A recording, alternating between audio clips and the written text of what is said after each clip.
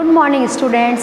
कल हमने एसिड के बारे में पढ़ा था और उसकी आर्हेनियस थ्योरी पढ़ी थी कि आर्हेनियस थ्योरी के अनुसार जो पदार्थ H आयन देते हैं वो एसिड होते हैं और जो OH आयन देते हैं वो बेस होते हैं। ये हमने कल पढ़ा था। आज हम ब्रोंस्टेड-लोरी थ्योरी पढ़ेंगे एसिड और बेस के बारे में। This theory of acid and base was given by Danish chemist Johnson Bronsted and English chemist Thomas M. Lowry. According to this theory, acid are proton donor and bases are proton acceptor. Acid जो है वो proton देंगे, जो proton देंगे वो acid है और base जो होंगे वो प्रोटॉन लेंगे। They give conjugate acid base pair concept और वो हमको conjugate एसिड और बेस का पेयर देते हैं। जैसे कि H है, माना कि एक एसिड है, H है एसिड है, वो बेस से रिएक्ट करेगा, B है बेस, उससे रिएक्ट करके वो A- देगा क्योंकि इसमें से H निकल जाएगा। तो जब इसमें से H निकल जाएगा तो ये A- ये कॉन्जुगेट बेस बन जाएगा, ये कॉन्जुगेट बेस बन जाएगा और उसके साथ H भी बन जाएगा क्योंकि इसके अंदर प्रोटॉन जुड़ गया तो ये पॉजिटिवली चार्ज बन जाएगा, ये कॉन्जुगेट एसिड हो जाएगा।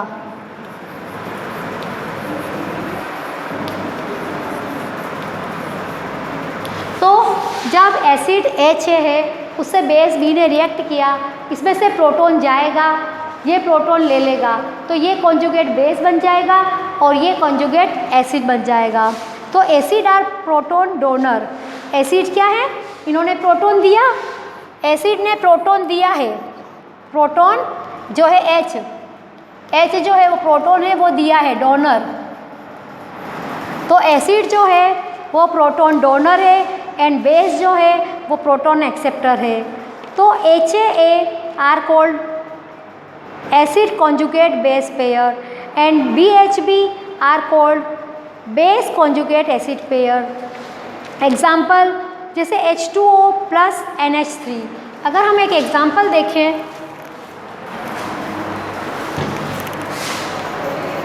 H2O plus NH3। अब H2O यहाँ पर इससे बनेगा NH4 प्लस और OH माइनस। अब यहाँ पर H2O में प्रोटॉन दे रहा है, H2O जो है वो प्रोटॉन दे रहा है, लॉस प्रोटॉन। H2O जो है वो प्रोटॉन दे रहा है और OH माइनस बना रहा है। इसी तरह से NH3 जो हो रहा है ये गेन प्रोटॉन, NH3 कर रहा है, गेन कर रहा है, NH3 गेन प्रोटॉन कर रहा है। तो हियर देखो water molecule H2O is proton donor. यहाँ पर H2O जो है वो प्रोटॉन डोनर है, प्रोटॉन दे रहा है, H2O जो है वो प्रोटॉन डोनर है, hence it is an acid.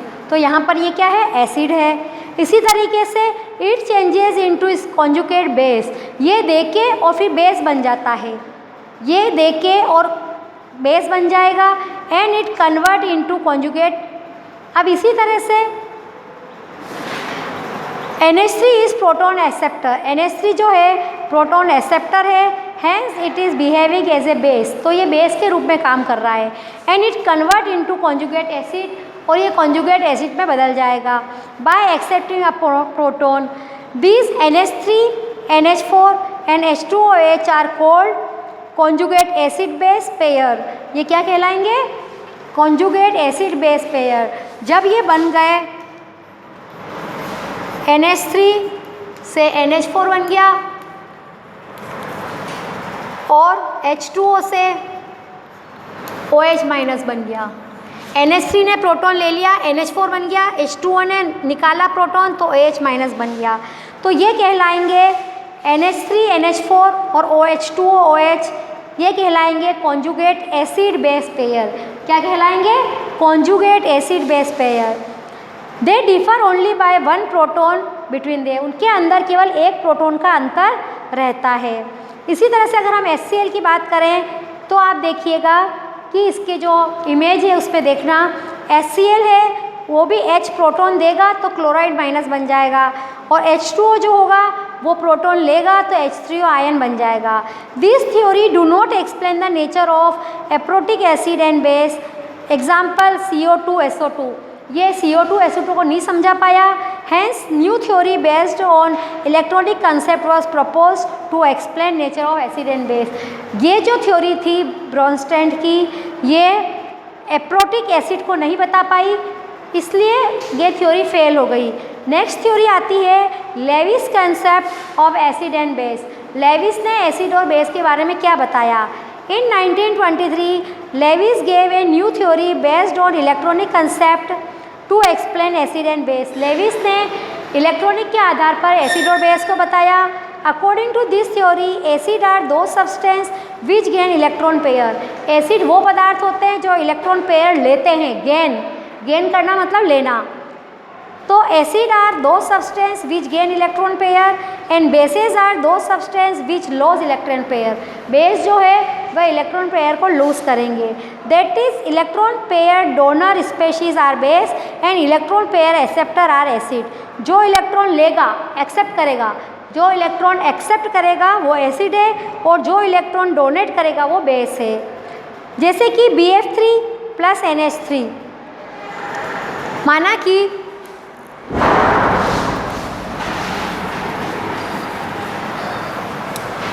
इस थ्योरी के अनुसार BF3 एसिड है, BF3 एक एसिड है प्लस NH3 बेस है। ये बनाएगा F2B और NH3। तो इसमें according to Lewis base donate electron pair and Lewis acid accept electron pair, hence to get attached by coordinate bond.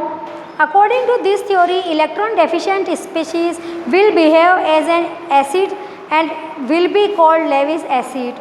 They have important octet. These are generally positively charged species. ये positively charged species है। For example BF3 AlCl3 CH3 H ion। तो ये हमने देखा acid और base के बारे में। Lewis base are electron dense species and contain one or more lone pair. These are called Lewis base. For example H2O, NH3, OH, Cl. Thus we can explain the acidic or basic nature of substance even do not have proton or OH. अगर H ion नहीं भी है और OH ion नहीं है फिर भी हम एसिड और बेस के बारे में बता सकते हैं। अब है जनरल प्रॉपर्टीज़ कि एसिड और बेस की क्या जनरल प्रॉपर्टीज़ है। Asset turn blue litmus into red and base turn red litmus into blue. तो एसिड जो है वो ब्लू लिटमस को रेड में बदल देते हैं और बेस जो है वो रेड को ब्लू में बदलते हैं। दूसरा, acid release hydrogen gas on reacting with metal.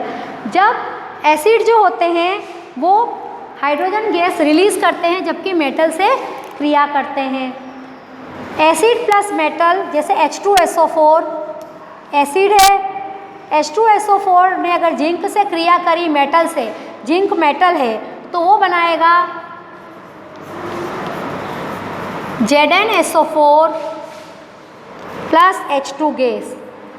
तो एसिड जब मेटल से क्रिया करते हैं, एसिड जब मेटल से क्रिया करते हैं तो सॉल्ट और हाइड्रोजन गैस रिलीज करते हैं। This is the reason that sour acidic substance are not kept in metal. इसीलिए खट्टे पदार्थ को मेटल में नहीं रखते हैं। Zinc metal also produce hydrogen gas and salt when react with NaOH। अब जिंक मेटल जब बेस से क्रिया करता है तो भी वो हाइड्रोजन गैस देगा। बेस जो है वो 2NaOH बेस है, 2NaOH बेस है।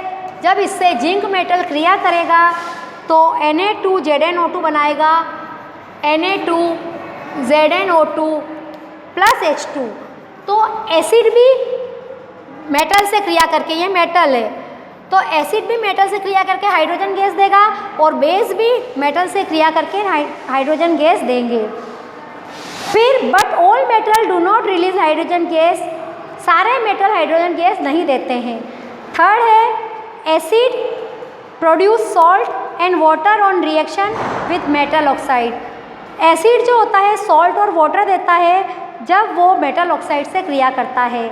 मेटल ऑक्साइड, किसी भी मेटल का जो ऑक्साइड है वो एसिड से क्रिया करेगा तो सॉल्ट और वाटर देगा।